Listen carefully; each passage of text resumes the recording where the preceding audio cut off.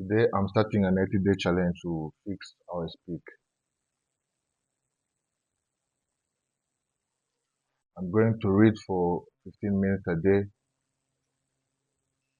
to speak better. This is day one.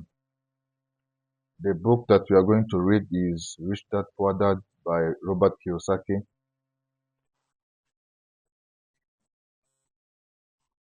Let's put a 15-minute timer.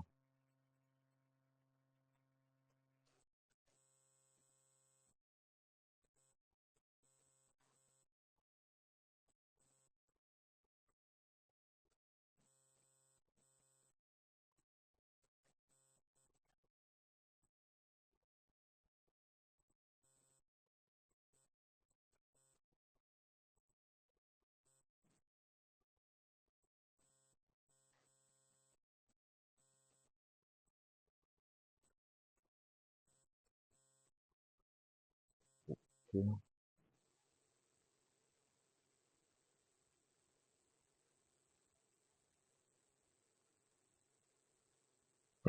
Let's start. Introduction. Rich Dad Poor Dad. Having two dads offered me the choice of constructing points of view, one of a rich man and one of a poor man. I had two fathers, a rich one and a poor one. One was highly educated and intelligent. He had a PhD and completed 4 years of undergraduate work in less than 2 years. He then went on to Stanford University, the University of Chicago, and Northwestern University to do his advanced studies, all on full financial scholarship. The other father never finished the eighth grade. Both men were successful in their careers, working hard all their lives. Both earned substantial incomes, yet one always struggled financially. The other would become one of the richest men in Hawaii. One died leaving tens of millions of dollars to his family, charities, and his church. The other left bills to be paid. Both men were strong, charismatic, and influential. Both men offered me advice, but they did not advise the same things. Both men believed strongly in education, but did not recommend the same course of study. If I had only one dad, I would have had to accept or reject his advice. Having two dads offered me the choice of constructing points of view, one of a rich man and one of a poor man. Instead of simply accepting or rejecting one of the other, I found myself thinking more, comparing and then choosing for myself. The problem was the rich man was not rich yet and the poor man was not poor yet. Both were just starting out on their careers and both were struggling with money and families. But they had very different points of view about money. For example, one dad would say the love of money is the root of all evil. The other said the lack of money is the root of all evil. As a young boy, having two strong fathers, both influencing me was difficult. I wanted to be a good son and listen, but the two fathers did not say the same thing. The contrast, the contrast in their points of view, particularly about money, was so extreme that I grew curious and integrated. I began to start thinking for a long period of time about what each was saying. Much of my private time was spent reflecting, asking myself questions such as, why does he say that? And then asking the same question of the other dad's statement. It would have been much easier to simply say, yeah, he's right. I agree with that, or to simply reject the point of view but by saying the old man doesn't know what he's talking about. Instead, having two dads whom I loved forced me to think and ultimately choose a way of thinking for myself. As a process, choosing for myself turned out to be much more valuable in long run than simply accepting or rejecting a single point of view. One of the reasons the richest get richer and the poor get poorer and the middle class struggles in debt is that the subject of money is taught at home, not in school. Most of us learn about money from our parents, so what can poor parents tell their children about money? They simply say, stay in school and study hard. The child may graduate with excellent grades but with a person's financial programming and mindset. Sadly, money is not taught in schools. Schools focus on scholastic and professional skills, but not on financial skills. This explains how smart bankers, doctors, and accountants who have excellent grades may struggle financially all their lives. Our staggering national debt is due in large part of highly educated politicians and government officials making financial decisions with little or more training in the subject of money. Today, I often wonder what will soon happen where we have millions of people who need financial and medical assistance. They will be dependent upon their families or the government for financial support. What will happen when Medicare and Social Security run out of money? How will a national service survive if teaching children about money continues to be left to parents, most of whom will be or already are poor? Because I had two financial fathers, I learned from both of them.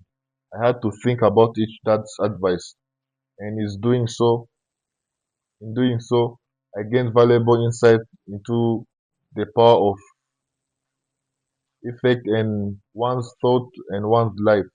For example, one dad had a habit of saying, I can't afford it.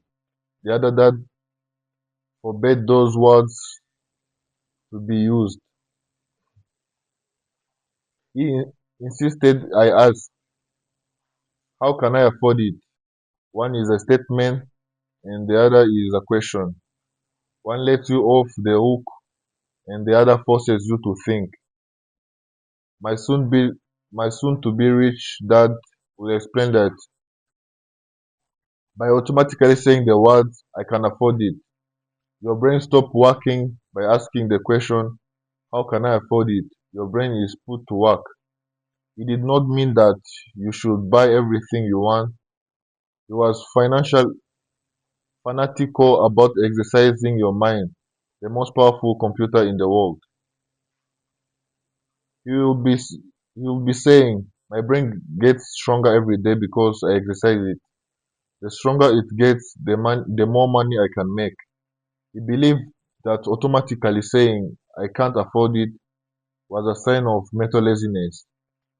Although both dad worked hard, I noticed that one dad had an habit of putting his brain to sleep when it came to finances, and the other had an habit of exercising his brain.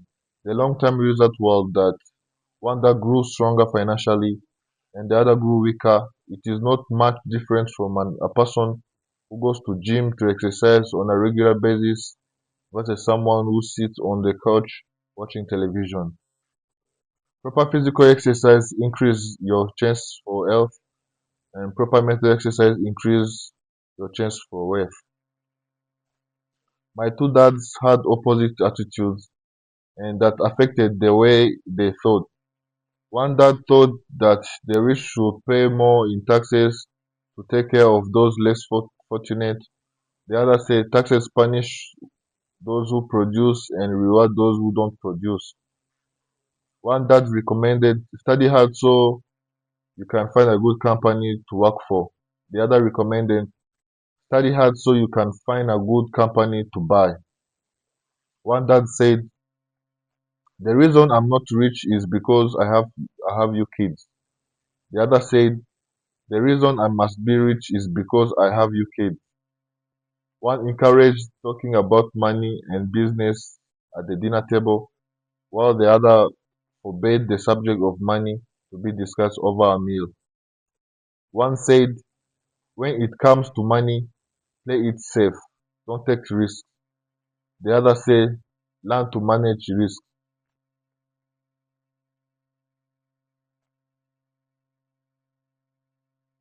One believed our home is our largest investment and our greatest asset.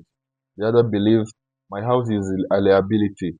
And if your house is your largest investment, you're in trouble. Both dad paid their bills on time, yet one paid his bills first while the other paid his bill last. One that believed in a company or the government taking care of you and your needs. He was always concerned about pay raise, retirement plans, medical benefits, sick leave, vacation days, and other perks. He was impressed with two of his uncles who joined the military and earned a retirement and untitled package for life after 20 years of active service. He loved the idea of medical benefits and PX privilege the military provided its retired. He also loved the tenure system available through the university. The idea of job protection for life and job benefits seemed more important at times than the job. He would often say, I have worked hard for the government and I'm entitled to this benefit. The other believed in total financial self-reliance. He spoke out against the entitled mentality and how it creates with and financial need in people. He was empathic about being financially competent, one that struggled to save a few dollars, the other created investment. One that taught me how to write an impressive resume so I could find a good job. The other taught me how to write a strong business and financial plans so I could create jobs. Being a product of two strong dads allowed me the luxury and of observing the effect different thoughts have one on one lives. I noticed that people really do shape their lives through their thoughts. For example, my poor dad always said, I will never be rich. And the prophecy became reality. My rich dad, on the other hand, always referred to himself as rich. He would say things like, I'm a rich man, and rich people don't do this. Even when he was flat broke after a major financial setback, he continued to refer to himself as a rich man. He would cover himself by saying, there is a difference between poor man and being broke. Broke is temporary, poor is eternal. My poor dad would say, I'm not interested in money, or money doesn't matter. My rich dad always said, money is power. The power of our thoughts may never be measured or appreciated, but it will become obvious to me as young boy that it was important to be aware of my thoughts and how I express myself. I noticed that my poor dad was poor not because of the amount of money he had, which was significant, but because of his thoughts and action. As a young boy having two fathers, I became acutely aware of being careful about which thoughts I choose to adopt as my own. Should I listen to my rich dad or to my poor dad?